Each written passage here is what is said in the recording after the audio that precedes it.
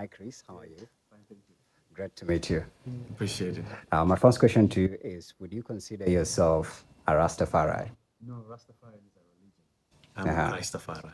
Or you are Christ? Yeah, Fari. I'm a Christ follower. I'm a follower of Christ. Okay. Yes. So it's possible for you to have dreadlocks and still be Yes, a not be Christian. Rasta. And Rastafari, you don't have to have dreadlocks to be a Rastafari. Okay, interesting. Now, how long are your dreads, and maybe when did you start braiding them?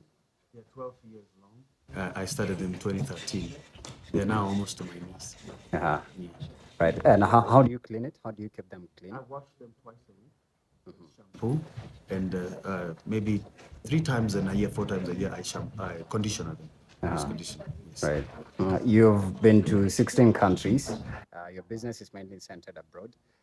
From different races and the people you've met, what is the most interesting and stunning thing you've noticed about dreadlocks in terms of the way they're done up there and how it's done right here with Africans? The way they're done is the same.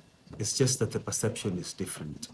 They are much more readily acceptable out there than they are in back home. But there is also more people with dreadlocks back home than there are out there. Yeah. Yes. Right here in Kenya, the culture of dreadlocks is not massively welcome.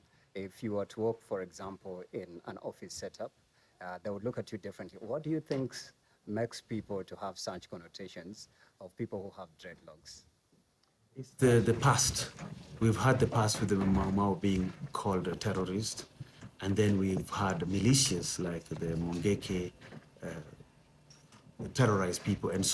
And then every time somebody doesn't have a job, they almost tend to not have put on locks. And ukipata wazimu wowote, if the hair is not done, the African hair will matter. So you mix all those together, and the Niger movies, the Kenyan television, the Hollywood have all demonized people with locks to look like drug dealers, to look like the demons all have locks. It saddens my heart every time I see that. Yeah. So yeah. Yeah. Lastly, I'll combine the questions to be in two. Do you smoke weed? And if yes, why? And if not, why? And then what is the spiritual aspect attached to someone who has dreadlocks like you are? First, I don't smoke weed because smoking weed is a personal choice that somebody makes, and they're not associated with dreadlocks. And the second question was? Spiritual aspect attached to Spiritual aspect dreadlocks, yeah. attached to locks is because there are 3 religions that have had locks. The oldest religion ever recorded is the Hindu. They have people called the Shivites. And their lord is called from the Lord Shiva. He himself is depicted having dreadlocks. And so their prophets or the people